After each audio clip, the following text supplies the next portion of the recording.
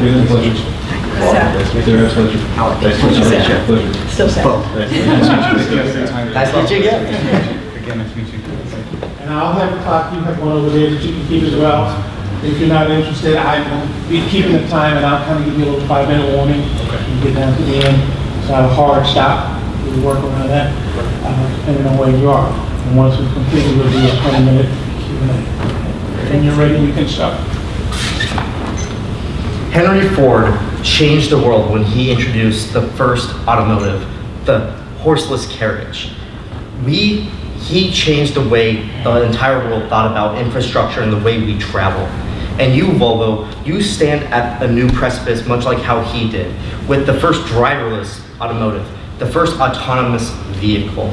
And bringing this new technology forward, you're bringing a slew of ethical, legal, and financial dimensions, creating a minefield in your industry. And we here are here to help you take the next step. With that being said, we are Next Step Consulting Company. My name is Luis Cotto. I'm Caitlin Hitchcock. I'm Alec Kaiser. I'm Sarah Harnick. Bob Martinez. And to better understand the process on how we're going to evaluate our case, first I'll be identifying the stakeholders. We're going to identify the facts of the case itself. And then we're going to go over AAA, some legal entities, values, mission, and morality, decision-making processes. We're going to propose a current timeline and a proposed timeline, and then we're going to go over some recommendations for you as well, okay? So here I really want to highlight your stakeholders. So you have yourself, Volvo, located in Sweden, and we really want to emphasize that your product and your company impacts the world. So this is your suppliers, your partners, your consumers, media, government, society, automotive industry, you name it. However, I really want to emphasize Tempe, Arizona. So we have Elaine Herzberg. She was a victim that was struck by an Uber vehicle that had the IntelliSafe system implemented into there. And just some of the facts that we want to identify what this did is that this actually put a hold on the technological advancement in Arizona itself. And with this actually it raised a red flag just identifying that the technology quite isn't there yet. And throughout this presentation, you just see how we dissected this problem and how we came to our recommendations today. Perfect, thank you, Luis. Now, moving forward, I would like to maintain a stakeholder focus moving on, just as Luis had just previously mentioned, but specifically regarding consumers themselves. So I'm going to take a deeper look into consumer readiness specifically. And how I'm going to do that is I'm going to first talk about a study with you that my colleagues and I have found. I want to bring to your attention first and foremost. Now, in 2016, the American Automobile Association conducted a survey, and the survey was of AAA drivers, and this was intentionally meant to statistically analyze the consumer market and consumer readiness, specifically when it comes to autonomous vehicles in the US market. So, this survey was made up of 2 randomly selected sample groups. Both of these groups are made up of landline and cell phone numbers within the United States. And now this methodology really allowed AAA to survey over 1,000 adults across the country, and that's 18 years of age and older. So what they found was staggering statistics, and it's staggering due to the fact that although 6 out of 10 people within the United States do have a level of awareness that they either currently have in their vehicles or will sometime in the near future have autonomous technology in their vehicle, which is awesome for you to capitalize on. It's a wonderful opportunity, especially to market toward. However, over 3/4 of those same individuals that were surveyed showed and expressed an immense fear, a genuine fear to ride in these autonomous vehicles as well. So that being said, what that means is that although US citizens and drivers may be ready to embrace this technology on its own, they're not fully ready to let it take full control, especially when it comes behind the wheel as well. It's very, very fearful in that. Now, we at Next Step Consulting do understand that new technology takes a while for it to be implemented, whether it be in part or in full. So we went ahead and followed up with our research as well. And so AAA actually reconducted their survey 1 year later in January of 2017, and it was actually found that the number of this level of fear across generations was actually unchanged. Now, one thing I want to maybe address is you may be tempted to think that perhaps older generation consumers, such as baby boomers, for example, may be more fearful to embrace this technology. And you may even be tempted to think that this study, that this survey is maybe skewed away from your target market even. However, I mean, you would be somewhat right. 85% of baby boomers are more afraid to embrace this technology. However, 75% of Generation X and 73% of millennials who were also asked the same question showed the same fear as well. So really still swayed by that approximate 3/4 majority as well, which is really important. And I want to highlight the millennials just for a moment. Millennials are still, they're still buying their cars. They're starting to have families. You really want to make sure that you're marketing yourselves to them so that they're lifelong buyers of Volvo, that they buy into your brand. And the fact that still about 3/4 of them are still afraid of that, we definitely don't think that that should be put on the back burner as well. So along with that, I want to go ahead and go on to the next slide and talk about consumers. If we're just going to keep it on this sample as well, a 3/4 majority of the people who were sampled equals 759 individuals. Now, if you were to multiply that times $50,000, which you had expressed to us earlier as the price of which you're trying to sell this car for, that equals an approximate loss, a potential loss of $38 million just from a feeling. Just because people are not feeling comfortable, just because they're afraid to embrace this new technology, it's moving too fast. So I show you this mainly just to give you, I guess, a good example to show you that consumer readiness directly affects your financials. And it also is here to show you that consumer readiness and whether they're ready to implement this technology into their life is moving at a much slower rate than the technology itself, which we really want you to take into account.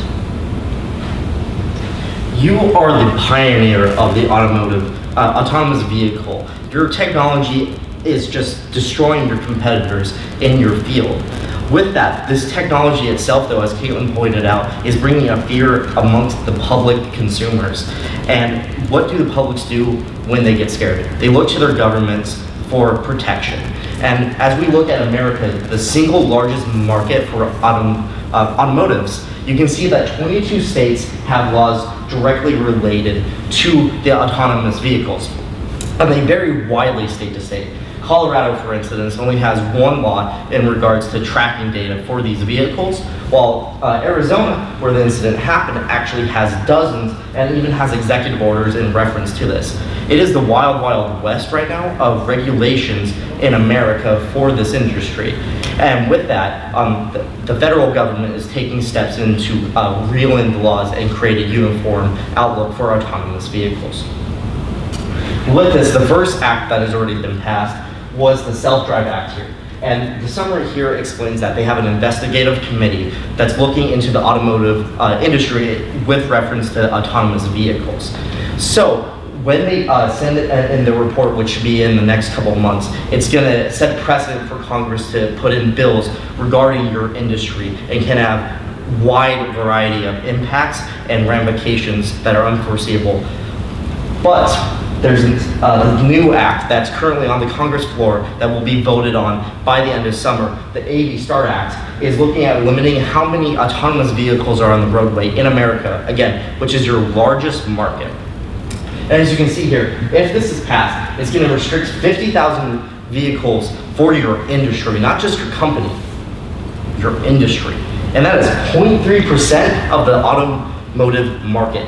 That is barely anything. And even 2 years later, if this is passed, you only are going to reach 0.6%, assuming that you have full control over the market, regardless of competitors.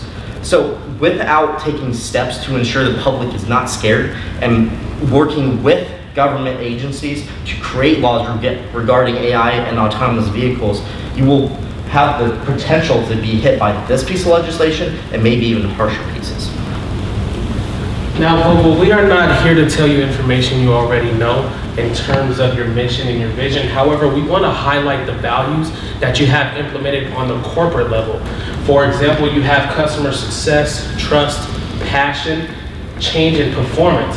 However, what we noticed is where does safety become about in the corporate level? Now, when searching through your website, you do actually bring about safety. However, this is on an automotive spectrum. So we do believe that adding in safety into the corporate level will bring some change and bring some variability in your corporate structure. Now, when dealing with autonomous vehicles, there are a plethora of ethicalities that arise. And some questions that I want to bring about is, who do we blame when an accident occurs? And or how do we program the braking and start time when, we come about a situation? How do we plan for the future? Do we buy cars that save lives of others or save the lives of ourselves? And most importantly, are consumers ready? Are consumers ready for this technology? And we want to bring about the trolley problem, 5 to 1. So basically the trolley problem deals with ethicalities and moralities. And it's designed it's a thinking process. So do we save 5 people or do we save 1 person or vice versa? And we have to think about the programming process, and if we're going to base this off of age bias. For example, we have a 75-year-old gal, she's a CEO, she's an executive, but some may say, she will be different than saving an 8-year-old girl. Why? Because a 75-year-old, she's made her impact to the community. Now, we must say that an 8-year-old, she still has life to live. She still has a potential to make an impact on the community. And there's just some other things that arise is free will, morals, and ethics. So do we program these autonomous vehicles to have this implemented into their autonomous brain, shall I say? Do we base this off of race and gender? Studies have shown that men may have the physical ability to withstand an impact based off of an accident rather than a woman. And with this being said, we have to look into the future on whether or not these autonomous vehicles are dealing with life and death, and who do we save? And is it safe to say that dealing with autonomous vehicles, are we playing God? So we must look into the future on the consumer market and what they believe is to be right. To illustrate and reiterate what Alec, Caitlin, and Luis have been talking about, we took this snapshot from a study done by KPMG. You can notice on the far left that the United States ranks 3rd overall as far as the industry readiness. But what gives us that 3rd spot? If you look closer, you'll see that the United States ranks 1st as far as the technology and innovation, but 10th out of the 10 countries surveyed for our policies and our legislation. We barely sneak up a little bit in 7th place as far as our solidification of our infrastructure, and then we hold 4th place with our consumer acceptance. What I think is important to note here is the gap between getting 1st place as far as our technology and 10th out of the 10 countries for our policies and legislation. With that, I'll illustrate a timeline that you guys are aware of, but just to put it in perspective, in 2010, you were acquired by Geely Holding Company from Ford Motor Company. This really shot you into the international market. By 2016, you made a deal with Uber to release them a fleet of 100 vehicles of your level 2 autonomous vehicle. When you made this deal, you had anticipated and released to the public that you expected this to happen early 2021. Just over 1 year later, in late 2017, you actually released this fleet to Uber, 4 years ahead of the anticipated release date. At this time of releasing these cars is when you also made the decision to skip the level 3 autonomous vehicles. A huge, huge step to miss and to pursue fully autonomous vehicles. Then, in 2018 comes the fatal Uber-Volvo accident. This is the first fatal autonomous accident in the United States, which is really important to consider for your reputation. Although some may say this is inevitable and unavoidable, it's crucial to take into account, is it worth jumping the gun so far to face these fatalities? And then 2021, still 3 years out, was your original anticipated release date of this vehicle. So as far as our proposed timeline, we're in 2018 and the accident has already happened, so how do we move forward from there? Well, we think that 2020 would be a good release date for these level 2 vehicles to the general public. This gives time to fix out any bugs, as well as you'll still be a year ahead of your schedule, your initial schedule. 2030 is when we anticipate the majority of consumers to be accepting this and willing. So Caitlin said there's 3/4 that are nervous about it now. 2030 is when we expect that to be changed. So that'll be 3/4 that are comfortable with it by this point. Then come 2050, we expect that the majority of the road to be fully autonomous. Our recommendations, just like I mentioned, we're gonna touch on restructuring the marketing strategy, as well as restructuring the timeline that I just touched on, but we'll go a little bit more in depth here. And then our last recommendation is who's gonna take the blame and to what degree when incidents like this arise. Okay, perfect. So we have 3 recommendations that we'd like to offer you, Bobo. The first recommendation, before I get into these recommendations, the 3 of them are actually a whole recommendation of themselves. So 3 parts to a whole recommendation. The first here is to change your marketing strategy. So really in the short term, we have short and long-term implications here for all 3 of our recommendations. And in the short term, it's going to get people on board with this product. So the consumers are going to be more likely to get on board when you market towards a more safe vehicle. So right now you're marketing your vehicles as being fully autonomous, fully luxurious. You have a commercial out right now that depicts a woman drinking her coffee, drawing, doing her things in her vehicle when the technology is really not there yet. So we really want to push this marketing strategy to get your people on board that this is a safe product. And then going deeper, explain that it's really not fully autonomous. So you're marketing as fully autonomous, but it's not there yet. So don't market as fully autonomous. Market it as a vehicle that is getting there, the push for autonomy. We're pushing towards autonomy, we are not quite there yet. And the long-term implications, stemming from the short-term implications, it's going to keep your customer base in the long run and grow that customer base as well. And then one of the more important things about this recommendation, is that it will support your values of safety. You have core values of safety, and it'll support your core values on the corporate level as well of improving your safety and focusing on a safe, efficient, autonomous vehicle. Again, we want to go back, we want to take a look at and have a reference to Apple. Not necessarily a first mover. We believe you guys are trying to be it's trying to be a first mover in this industry. But we believe if you don't try and necessarily be a first mover, but perfect the safety and set the tone for what safety is in the industry, perfect safety, and for everyone else in time to be looking to Volvo as what the safety standard is, you can still have a great deal of that market and be very successful. So we've come up with a marketing strategy and advertising for you guys. We believe that this should be in the form of a commercial, and it should start with the future is safety, the future is autonomous, the future is Volvo. This advertisement should should depict a focused driver, still being responsible, aware of their surroundings and what is going on while this vehicle is being fully autonomous. It should, again, push for autonomous. It's not quite there yet. We are on a mission to make autonomy and autonomous vehicles the norm, but it's not quite there yet. And then really just focusing on your safety features of the vehicle. You guys do a good job of focusing on the safety, but again, in this autonomous market, the consumers are not quite ready. They don't trust the technology, they don't trust the AIs behind this yet, 100%. So it's gonna be tough to market that without having safety behind it to back it up. So our second recommendation is to restructure your timeline. Sarah talked about restructuring it, and yes, it may cost you time and money, but in the long run, we believe it will help your image. Again, most of this, I'm gonna really hit it on the head, is that the market is not ready, and we really need to make sure that the consumers see Volvo as a company that is focused on my life, my safety, and they want to, even though I'm not behind the steering wheel, they're still worried about my life and keeping me safe. So it also, again, adjusts the market strategy and it lets the technology catch up. Sarah had mentioned that, yes, the United States is #1 in technology. However, just because we're #1 doesn't mean that the market and the other implications behind that are ready to move with this technology. So we need to bring them up to the same level, get them on par with each other, and implement it that way when the market is ready, then implement the strategy. So in the long term, restructuring timeline, again, it lets your consumer base grow, builds the foundation for who your customers are and how to bring them in.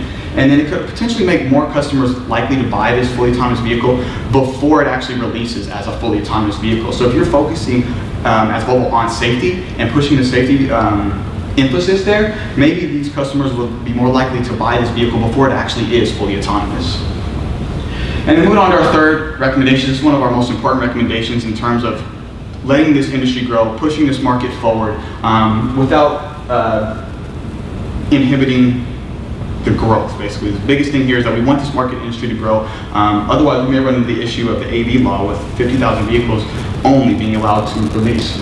So basically what this is here is shared responsibility. We already have contributory negligence in our system here in the United States, and basically it would be the same thing. So all parties have a stake. Volvo, you'll have a stake. Your manufacturers will have a stake, whether it's GM or some other manufacturer. And then the third third tier of responsibility is dependent upon who the responsible party is after an accident. So after the investigation has been done, whether it's determined to be a hardware or a software failure, that's where the remaining percentage of the blame will go to, either yourself, Volvo, or the other company that manufactures.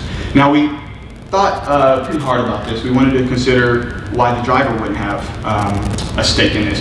Well, if we're trying to push an autonomous vehicle, why would we put some blame onto these passengers when they're not supposed to be technically drivers? So we don't want there to be any blame onto these people when we're trying to get them into an environment of safety and into our vehicles. Really the long-term implication of this distributory negligence is it's going to push this market safety and set the standard for everybody else. So all your engineers, Volvo, yourself, and GM, you guys are going to be more likely to focus on safety, more motivated to focus on the safety aspects as opposed to pushing a vehicle out as soon as possible. And then we need to consider these legal dimensions of what defines a self-driving car as well. There's going to be a lot of definitions around that, and that's going to really, those laws could potentially factor into how this blame is shared. So taking a look, we just want to put into a visual. Volvo, you guys will take 35% responsibility no matter what. GM, they'll take 35% responsibility, your manufacturer will take 35% responsibility no matter what. Again, going back, the 30%, you'll either take on 65% if it's a software malfunction. We're looking at you guys more of a software company, not necessarily an automobile company. So you'll have 65% blame if the software fails. If the hardware fails, GM will have 65% blame. However, you're still responsible for your 35%. Everybody has a stake, which will push this industry forward. In conclusion, we really encourage Volvo to really consider our recommendations because we believe you have a brand, and that brand lies in safety.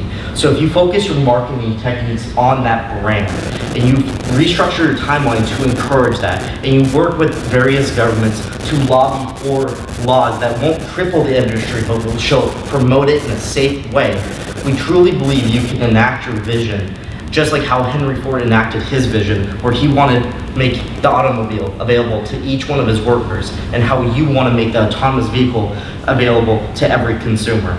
Because remember, the future is safety. The future is autonomous, and the future is Volvo. Thank you. Thank you.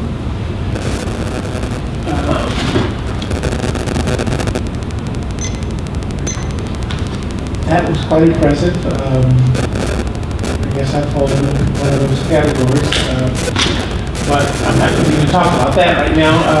I'm concerned with Volvo and this last part that is stuck in my head on the recommendations, the financial piece, where you're going to, your recommendation, how does it affect the financial projections that we have over the years? Because if we're going to adjust our rollout and our time schedule, then it's got to, in some ways, have some impact on the financials of those years. If full autonomy was scheduled for 2021, and 4 years ahead of that, I'm sure there was some adjustment made. And so now that we're talking about rejiggering it again to go to 2020, where do our financials stand now in terms of us meeting current projections, or how do you see these recommendations impacting our financials? I think that's an excellent question. I think that it wouldn't be too much of a shift as far as your original anticipated release date of 2021. What we really want to take into consideration is the possible decline in sales because of the accidents. Volvo is perceived as a safety brand. So again, with the trolley problem, are you going to program a car to hit a safer car over a not less safe car? So is that going to deter people from buying a Volvo? Another thing we want to take into consideration is the costs of skipping level 3 autonomous vehicles to pursue fully autonomous vehicles. We actually believe that that will probably have more costs associated with it, as far as jumping the gun so far and getting the level 4 before 2021, when your level 2 car was supposed to be initially released. We think that the costs there are associated are a little bit more cost than foregone sales, if you will. And I would also like to add to that as well. So I know that Alec had already touched on this as well, about the potential act that's going to be put in place and voted on at the end of this summer. So if you're not going to change this brand and change your timeline and lobby for different laws and partner with the government, if you don't take these recommendations into mind and you don't slow down your timeline, I think it's an incredible cost to you, because if people of society, of consumers, if governments don't feel like you're taking this seriously and you're not trying to slow down and just making sure that nothing gets skipped, there's not just a push, that you will be legally inhibited by how many cars you can even produce, how many cars you can even sell. And that in itself is such a huge cost financially that we think just for the long term that this would really benefit your sales in that way, just to even avoid that act. Well, how do you define safety? That's a very good question, and that's really what we were trying to drive at very early in our presentation. We define safety as having an autonomous vehicle and just safety in general that focuses on consumer protection, making sure that they are protected from themselves, make sure that they can't jar the wheel and pull it out of AI/autonomous mode and cause big accidents, making sure that other vehicles, if there is a crash, working with the AI systems and the airbag systems to ensure that the consumer is really protected. And then we also are addressing safety at other levels, making sure that your company has safety nets for the public and yourselves with these laws. So safety is very encompassing. For asking what the exact definition of safety is in this industry is very difficult to answer with a solid answer, because you are basically an infant industry. You are working into the automotive industry, but the autonomous vehicles, they are barely out in the world, and they haven't really defined what safety is for autonomous vehicles. Would it be all, I'm sorry, go ahead. And safety also goes further than just your consumers. Safety goes into the people around your vehicles, so pedestrians. We believe you guys have taken some very good steps towards these stakeholders. Kind of a weird thing you guys have done, not necessarily a weird thing, but you have a airbag on your hood of your vehicle for pedestrians. So it's interesting that you guys have thought about that. We think that's very important that you guys have thought about the external stakeholders, not just your consumers, but who could I hit? What light posts may I potentially take out if my vehicle doesn't adjust correctly? So safety goes much further than just your consumers and your people, but also the safety of our infrastructure, our roads, etc. What's the ethical dilemma that we're struggling with? I'm hearing you say that we're running into some regulatory headwinds that might impact sales, and so it would be a good product and marketing strategy to adopt a different timeline, but what's the ethical issue? Well, just to begin, thank you for the question, and that's the biggest thing, because there's so much ethicalities, and it becomes more ethical than, who are we to blame, as I stated, because we're not going to blame it on, if it was, my mother in that situation, I don't feel comfortable blaming technology. I don't feel comfortable blaming the technology itself, so who do I point the blame to? And it honestly just goes further than what Volvo's trying to do is, and how we covered in the manufacturer, General Motors, and Volvo itself. So there's a plethora of ethicalities that arise, and it's just all in all that we have to find a way to develop a technology that is almost more intelligent than the human brain. But then that raises another ethicality, is how do we program that? So we honestly believe, in order to limit that idea that it's one person going to be the ruler of, making sure that this IntelliSafe software is is safe and it's ethical, we recommend that there's a board, of ethics officers that, that are contributing to the mindset and the autonomous brain that will be implemented into the autonomous vehicles. So your main ethical dilemma that we feel and have come up with for you is your marketing strategy. Your marketing, as we mentioned before, you're marketing towards a luxurious vehicle that you can drink your coffee in, do your homework, etc. It's not there yet. So marketing as such is dangerous for your image, because if someone gets in an accident and the vehicle is determined that it wasn't fully autonomous, it wasn't ready to be fully autonomous, you're damaging your image. So we believe your main ethical dilemma here is the marketing strategy. Now, everything else that we mentioned underneath that, we believe are going to be ethical dilemmas that stem from this, your main ethical dilemma of the marketing strategy. And these are some ideas you're going to have to think about down the road as a company and talk to a lot of the public. What does the public deem is right? And maybe a lot of these laws are, or maybe the autonomous programming is something that we, as the public, will have to vote on, just as another law or something like that. Related to that, you very clearly put out that it's a complex question as to how to program a vehicle. How does it make decisions that we are all happy with, or at least how Volvo is happy with it? How do you make that decision? How do you suggest that we go forward? You brought up some interesting points. Would another car be more likely to hit a Volvo because it's a safer car? How does an autonomous vehicle make a decision? Should it hit a lamppost or a fire hydrant?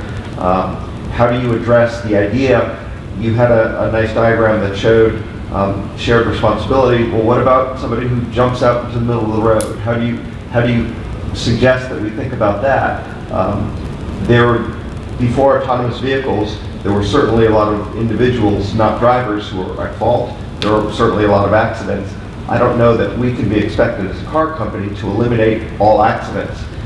If we lower the rate of accidents, perhaps that's a good thing, but we may still have incidents like the one that you brought up. Certainly bad for publicity purposes, but unfortunately there will be accidents. How do you think we can start? Absolutely, I think that's a critical thing that, if you want to go to the slide with the levels, we think that skipping the level 3 and pursuing the level 4 cars is really the issue here. So we suggest that you kind of approach that issue without avoiding and mitigating away from the level 3. We don't think that it's going to be very, very difficult to pursue level 4 fully autonomous vehicles without having an answer to that question, which we don't have an answer to that question, which is why we believe that it's really important to invest the time and the years and not forego that level 3 vehicle, because it's part of the learning process and it's there for a reason. And I also want to add on to that. So we fully understand that, I completely understand that there's always going to be the exception. There's always going to be someone, who jumps out in front of your vehicle. There's accidents, things happen all the time that is out of your control, which I completely understand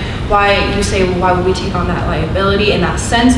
So we do recommend that you take certain things on a case-to-case basis. There's always going to be the exception, but that's also why we allowed 30% of that pie chart to go to the responsible party as well. So regardless, you are in charge of this IntelliSafe software. You do have some sort of stake, some sort of liability, but at the same time, that's part of the reason we even recommended the shared stake, the shared responsibility and liability, to make sure that this is a less of a blow on you as well. We really do want to protect you in that way. And just to kind of go back to you a little bit and to address you, one of the core conflicts of why this technology is so scary to the public is that it's taking away sort of kind of our independence in a very dangerous situation. We all hear about numerous accidents involving cars. And it's a very scary thing, especially for when you're first learning how to drive and you're like, oh, I'm going 100 miles an hour in like a 10-ton vehicle. It is really scary. And it's really that conflict of taking away personal choice and free will in some sense, because you're giving full control over to an autonomous AI. And when the core issue there is, it's taken away from the individual responsibility. If there's a car crash, there's two individuals, one's to blame in most cases. But when you're looking at this, it's not just individuals anymore. It's taking away that personal identity behind the wheel and bringing it to you. And I'd also like to address your question. You said, how do we decide, or who's going to decide those questions? So I think that's a very good question, first of all, because we've pondered that a lot ourselves. And it's tough because it's like a lot of our laws now. Not everybody's going to agree on, should I hit the 75-year-old or the 10-year-old, So it's almost as if we have to implement these decisions on a law-by-law basis. And so it is going to take time. It's going to take a lot of thinking and a lot of resources to pull together these studies and figure out, what does the majority believe is right? And from there, your image to the majority is going to be more important. I see an ethical dilemma here, and maybe you can straighten it out for me. It appears that in your review, you've come down to being a first mover or having safety. And when I look at our mission, our goals, safety's always there. I'm not sure I see the first mover, and I'm wondering how that will be perceived in the case of an accident, a fatal accident, whether, you stand on any solid legal ground if the fact is brought up that, well, there was some sacrifice of safety for being the first mover. So we actually don't want you to be a first mover, Volvo. I want to go back to what we said about comparing to Apple. They're not necessarily a first mover. What they do very well is perfect the product. So we believe that if you perfect safety, not necessarily move in as the first, or we got the first autonomous vehicle out there, but instead market yourself and focus your strategy on defining the industry safety standard, defining the standards of these vehicles, what goes into these vehicles, what software, hardware, everything. You set the standard, and not necessarily be the first one to get it out, but literally perfect it, be the best at it. You do also have the patents already under your belt. It's not an industry that's going to get away with you if you give it the time to really emphasize safety. These patents are already yours. They're already under your belt, with the most recent being issued to you in March. So that's not going to get away with you. You already have that intangible, and that's yours to keep. So I think that it's really time to emphasize the safety, and it won't get too far. Will your timeline put us at a competitive disadvantage? No, because when looking at not even just the United States, but the world's legal dimensions, all these companies in your industry are at the same level right now. You only have a handful of vehicles, 100 here, 100 there, product testing here, product testing there, Waymo and other competitors like that. They're all in the same ballpark as you. So if they're going to get hit by the legislation that you are, and there's a very high likelihood of that happening, you're all kind of at an equal level.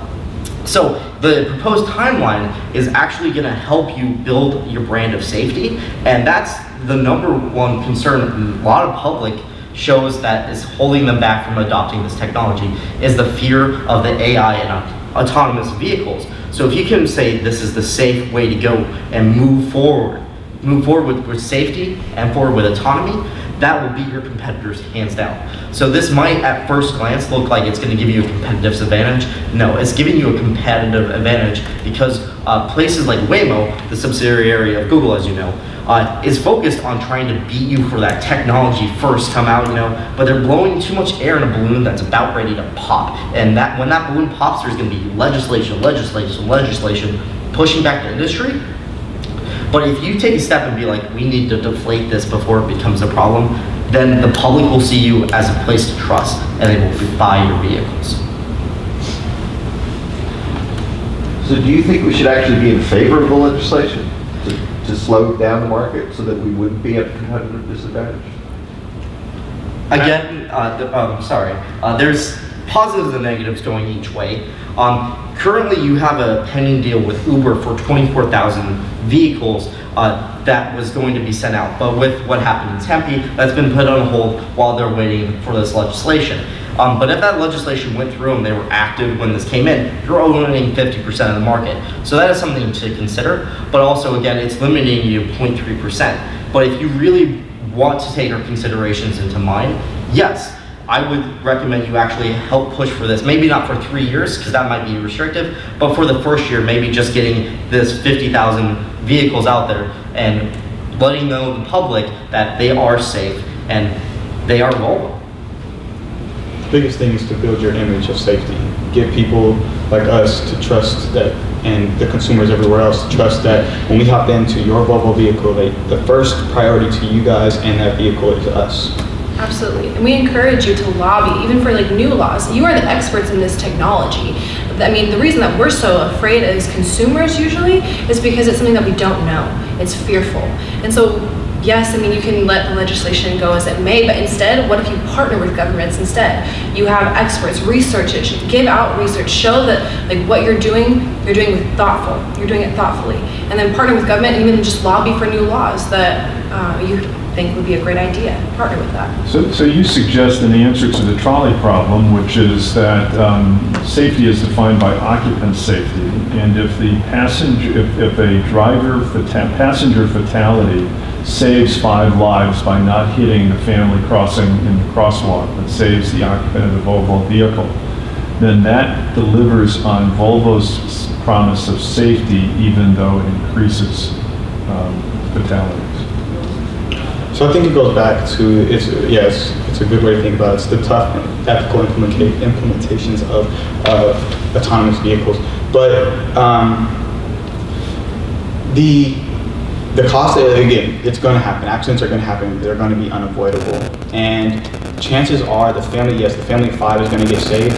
But that's better usually that the 5 people's lives are saved than the 1 person in the vehicle.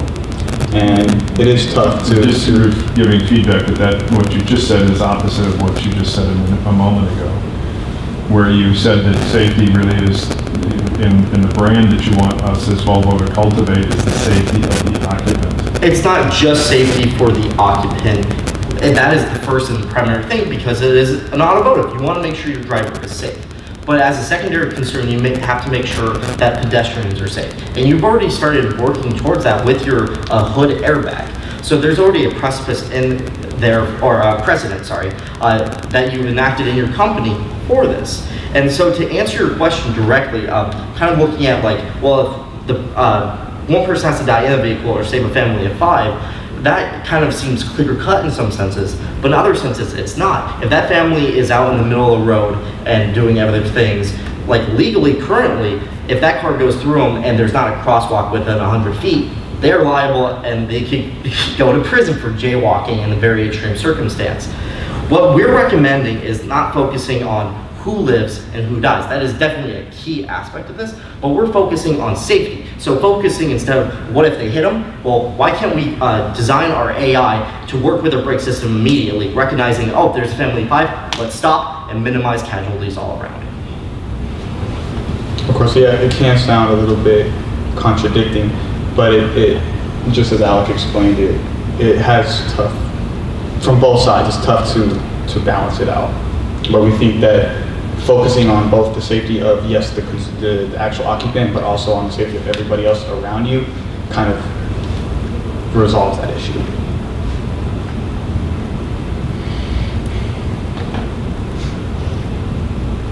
Maybe precipice is a good Freudian slip.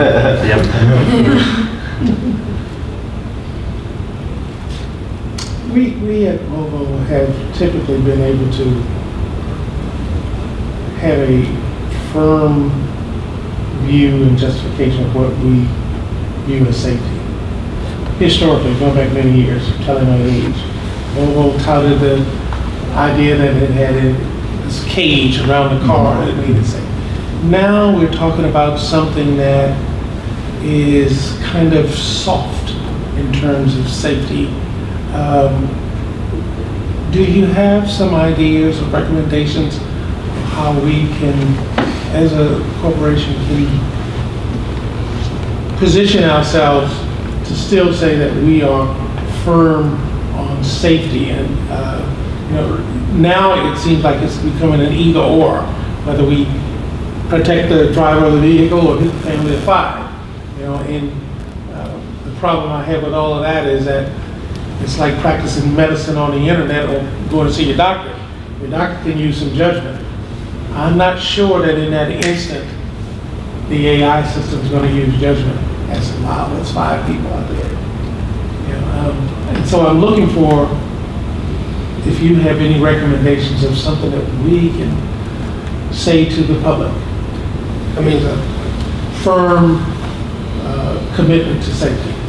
To answer your question, I feel like that we definitely, as Volvo, as your consulting team coming to you, we have to find what your consumers want and your consumers, and we have to really just take that in and actually just pick it apart. Okay, they want safety. Okay, how do we do that?